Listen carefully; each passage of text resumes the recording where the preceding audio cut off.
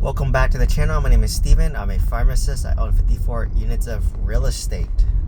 So today I want to talk about updates I got from my property managers, one from my 20 unit and one from my 26 unit apartment complex. So I sent scheduled text last night to my property managers asking for an update as to how my apartments are doing, and specifically want to hone in on the occupancy. So I just learned about scheduled text feature. It's nice because I remember at nighttime, but I don't want to disturb people, especially if they're 2 hours ahead of me on Pacific time. But I also don't want to forget. So I sent scheduled text, which has been game changing. I don't know why I just learned this recently. That's why I'm sharing it. But I sent the scheduled text, and my 26 unit property manager responded pretty fast. Which is why I like them, because they're very responsive, and it's a trait of a good property manager, is being very responsive. And I basically said, hey, how's the occupancy in the property? And then my property manager said, we have 5 vacants, but 3 are already leased out with tenants moving in on October 10th. So in about 9 days, they will move in. So I was sitting at 21 out of 26 occupied, and that's roughly a maybe 80% occupancy rate. This unit was averaging around 90%, so it's 24 out of 26. And they kind of forewarned me a couple months ago that they'd have a lot of tenants move out. I think they had an eviction. And these units aren't the ones that we repaired, so they would need some repair. So they said that my expenses will go up because they have to spend money to renovate the properties, and I'm getting less rental income. So it's kind of a double whammy. So basically, I think that month my property was break even. The 26 unit for August was break even, and this 26 unit, I call it the LeBron James of my real estate portfolio. It's carrying the team. It's a Stephen Curry of my portfolio. It's carrying the team. All right, it's carrying all the dead weights, all the other units that are dead weights. So if that one broke even, then of course collectively I'm cash flow negative amongst all my other properties. So that's kind of what we did and what we thought about. So another thing to note is that this is, I think one unit was a hoarder house, so we had to evict them. And obviously when there's a hoarder house, who knows the condition of the property, it's probably not the greatest and requires some TLC, maybe some paint and new flooring, new restroom, because we didn't renovate all the units. I think we renovated like most of them, but not all of them, because we had tenants that were there already. And if you have a good tenant that's paying rent, no need to renovate immediately, but you can renovate when they leave. So that's exactly what we did. So that one had 5 vacants, and keep in mind each unit is $700 on average, so it's $3,500 that you're leaving on the table. But you can't assume 100% occupancy. But that's 3 units times 7. That's $2,100 more in cash flow that I'm going to get for that property. So it's going to be good, right? For September, I just ran the numbers on the property. I was $4,000 positive cash flow on my 26 unit, and that's with 5 vacant units. So assuming everything goes better, I'm going to have another $2,000 next month. So I'm going to have $6,000 a month in cash flow, which is about right for that property. Once again, it's my LeBron James of my real estate portfolio and carrying the team. So that was a positive update, and that's what you want in your property manager. You want them to turn the units fast. You want them to communicate timely. She said that she would send me my profit and loss statement, and she would send me my rent roll. But I have my profit and loss statement because I have a bank account shared with my property managers, or they have access to it. But I can see my monthly statement and see how much rent goes in and how much expenses go out. So that's basically my P&L. So it's really easy for me to get that. So I just take those numbers and I input it into my Excel spreadsheet of all my other properties. So I just started this, believe it or not, I've been doing real estate for 8 years, and just the past 3 months I've been tracking my income and my expenses for all my properties. I mean, I kind of knew at a high level what they were, but I didn't really track it to this granular level. And it's really nice. I made this Excel spreadsheet. It's breaking down by property, income, expenses per property, and then it has the net income per property. And if the net income is negative, the Excel square would turn red. I made conditional formatting, so I know which properties are in the red. So it's a nice little thing that I've been doing, and because I'm doing this document every single month, and I'm holding myself accountable now, because I've been lax with my property managers. I'll be honest, I got lazy, I got lax, I was enjoying life, right? Can't blame me for enjoying life. Just got married, going to a lot of concerts, the house is stabilized, my job's stabilized, my real estate's finally stabilized. So, I was enjoying life, so I got lax, and it's human nature. But because my portfolio's negative cash flow last month, it really lit a fire underneath me. It's like, oh my God, I lost $4,000 last month. And I need to be more on top of it. I need to be more diligent. So that's what inspired me to do this for this month. So, good news there. My 20 unit, last month I was negative cash flow. I was negative cash flow. And then this month I was negative, I ran the math, it was negative $3,000 this month. So it's not a good month for my 20 unit. Once again, I have 5 vacant units. Normally this one has about 18 out of 20. So, but my property manager texted me back and said, hey, we have, how many? We have 3 that are just leased out in the past 2 weeks, so they're doing their job. So now I only have 2 vacants, which is about right. So with these 3 units, and assuming rents are about $500, I think it sounds reasonable. I think before it was $550, but I'm pretty sure she dropped the rents down to $500 because we have a lot of vacant units, and maybe rents are going down a little bit. So my property managers do dynamic pricing. So probably that's how she rented them out, because she lowered the rent. So I'm assuming it's $500. And from there, sorry, making some maneuvers right here. So basically from there, she gave me the update, which is good.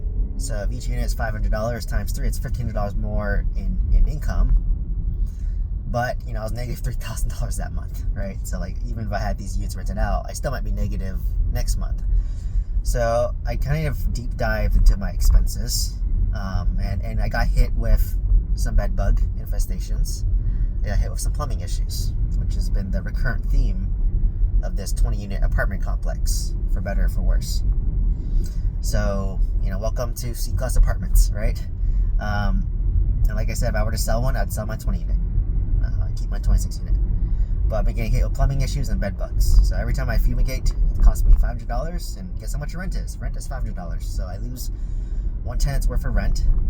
And plumbing issues, vary. It could be $250 up to $1,000, depending on how big the issue is. So yeah, that's kind of the fun that I've been hit with. So like I said, my 20 unit hasn't been the greatest. It's dragging down the team. So you can call my 20 unit is the Bronny James of my portfolio. It's the nepotism child of my portfolio, right? Keep up this basketball theme over here. Anyways, so yeah, that one's gonna do better. Expenses can't really do much about. I mean, it's getting hit with expenses, so all I can really control is the occupancy. Welcome to C-Class. I've owned my 26 unit for a year and a half longer, so maybe it's had more time for things to be fixed up, and my 20 unit is having a lot of CapEx issues. And it is older, so that's the cost of doing business. So hopefully that property, I don't expect it to be cash flow positive, but I hope for it to at least be break even is kind of my goal right now. So we'll see how that goes. So, positive updates on my portfolio. Between the two, I'm getting $2,100 from my 26 unit and $1,500 from that one. So that's $3,600 more in rent. So I'm hoping the cash flow outlook looks better next month in October. Because it was funny, when I thought my numbers were bad, I was very discouraged from buying real estate. And then once my number was not as bad as I thought, I was like, oh, okay. So, kind of zooming out for my whole 26 unit, for my 54 unit portfolio. So keep in mind, I was negative $170 this month for the month of September across all my portfolios, all my real estate. So I can kind of break it down. I have one property that I own that I rent out to a family, so it's at a loss. And this is the one that I stripped out a lot of equity out of. That one is negative $3,000 a month. So this is my alligator property, and I knew that was going to happen because number one, I'm renting out to family at a huge discount, and number two is that I stripped out a lot of money out of this deal, more than I probably should have, if I'm being honest. But I knew that going in. So this one is negative $3,000 a month. My second property had a plumbing issue, so this one was negative $100 this month. Not terrible. My property in San Francisco did well. I made $1,300 a month this month, so no major repairs.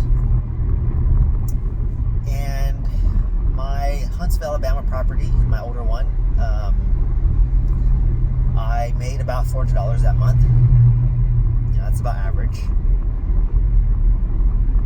My one in Orange County, so that one got hit. So I only collected $2,000 or $4,000 in rent. This is the tenant that's been hit with rent issues this past year. Like for the past 4 years they've been great, and then this year they've not been great. They owe me $6,000 now, which is 1.5 months worth of rent. And I've been empathetic of them. I think they got hit with a medical issue or a job loss or both. So I've been working with them. But what frustrates me is when they don't communicate with me. I just told them hey, just communicate with me, and I'm good. So I have to text them to remind them to pay rent, and I'll call them, and typically they don't pick up, and I'll leave a voicemail. But conveniently, the voicemail is disabled for this tenant, so I don't know what's going on. Hopefully everything's all right. I don't think it's malicious, but I just would appreciate some basic communication with your landlord, right? I'm flexible. I'm willing to work with you, but just communicate, and who knows, maybe something happened to them, and I'll give them the benefit of the doubt. But that one, I only got half the rent, so that one was obviously negative. I think I was negative like $1,700. My 26 unit was positive $4,000, so that's thumbs up. LeBron James. My 20 unit was negative, I think, 2,600, something like that. My 53rd unit, which is my new build construction, that one was negative this month because it's not. I just bought it, and it's renting out, I think, end of October. But I had to pay steadily for the insurance, which is $850, and if you pay up front, they give you 5% discount. So I'm a cheap Asian, so of course I'm going to pay up front for that 5% discount. And I had to prepay the HOA for 1 year, which is $400. So obviously that one is negative, about $1,300. Then I got my mobile home park loan payment, second note, which is $2,250. So that's positive. That was the money that I stripped from my single family home that I'm renting to family. So overall, I'm negative $170. So it's not going to break the bank. I can afford that.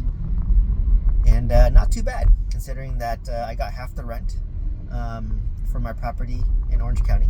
I got some expenses from my new construction. So I was telling Christine, when I ran half the numbers, I was very discouraged. I was like, oh my God, Christine, I'm not going to buy real estate anymore. It's bleeding. I don't want to do this anymore.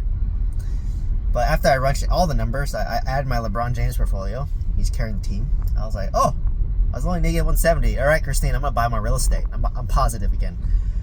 Goes to show you how bipolar I am, right? And how bipolar real estate makes you. right? This is why I share my journey, because like I thought I was freaking crazy. This is just real estate. This is just real estate. So, that's why I share my journey. I want you to know, like, you would think I own 53, 54 units. I'm rolling in dough. I'm worth, 7 million plus. I'm asset rich, cash poor. But this is real estate. Like, real estate's so fickle. Like, literally, 1 month, I can get 5 units filled up and make like almost $4,000 more.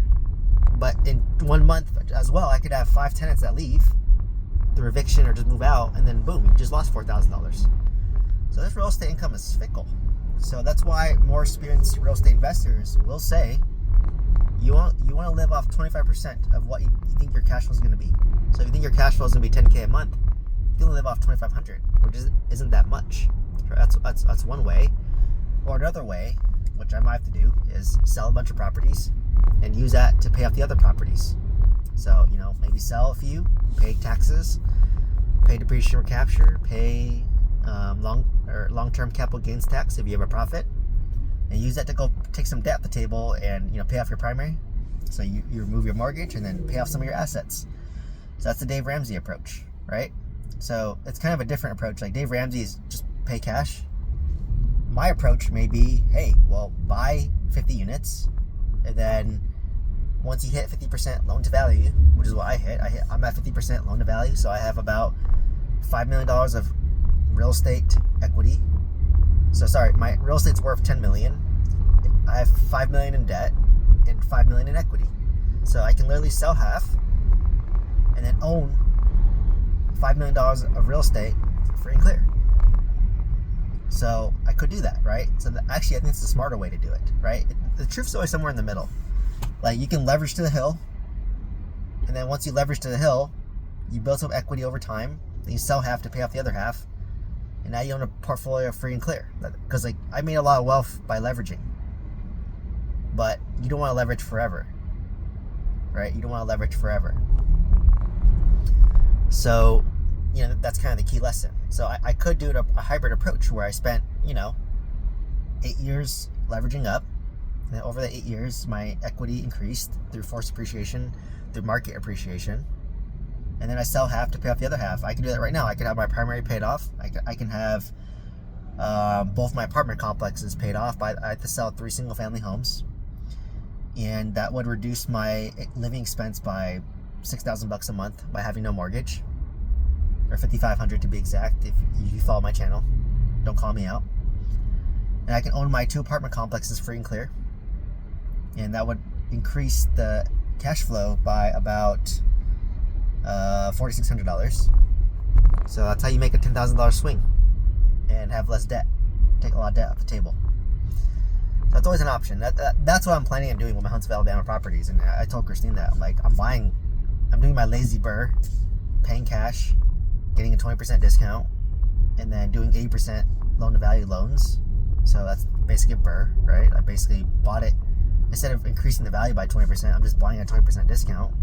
I'm getting a loan based on the original purchase price because the builders are giving me credit, right? So the lenders just see the purchase price. They don't see my credit.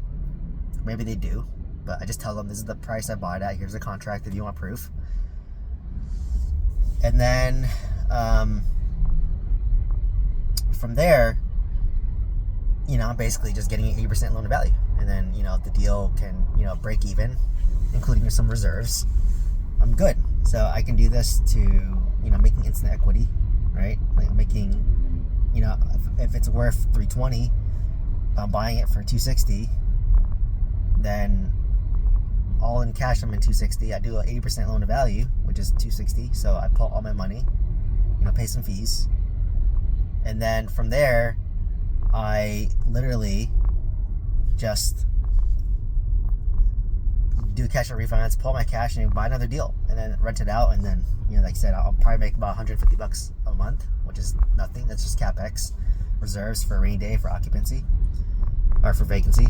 And then you rinse and repeat. So that's what I've literally am gonna do, and I hope to get like 10 or 15 of these, depending on how the deals are. I think Lennar is slowing down, if I'm being honest. I think they're trying to get rid of their inventory to take debt off their table and then slow down in terms of like building new construction, or only build after like pre-selling it. So that's what my prediction is of Lennar. That's why right now you can get good deals, but once they sell their inventory, maybe they don't give me as big of a discount anymore. So we'll see how it goes. But I want to swoop up more of these, but I have to wait at least like 2 months, and I want to make sure it's rented out, or at least leased out, right? So I only bought my next Lennar new build after I got a lease on my other one, and they're moving in end of October on Halloween. And then I have another one that's being built mid to end of November. So once I have a lease on that, I'll buy my next deal. But like I said, if I can get 15 of these, and I would sell half and use that half to pay off the other half, is my goal. And I do think in 10 to 15 years, I'm buying it for like $250. I think they'll be worth $500,000 to $600,000 in 10 to 15 years, conservatively. 15 years conservatively, 10 years aggressive. And then I'll sell half to pay off the other half. Now I own it free and clear. So imagine if I own 7 of these free and clear at $2,000 in rent. That's $14,000 in rental income per month. So I'm hoping to swoop up a lot of these deals, if it makes sense. And so we'll see, right? My wife's telling me to slow down, but hey, I'm tracking the numbers so we can make decisions. But yes, I am trying to build up my reserves to kind of weather a rainy day. So, for me, eventually my second note is going to be due. So they're going to owe me $450K, I hope. And then I'm going to use that money to build up my reserves for a rainy day. And then maybe I'll pay off my max funded life insurance policy. Sorry, I'm just going on a huge rant here. Like, this was supposed to talk about my 26 unit, and it went down to my whole financial picture.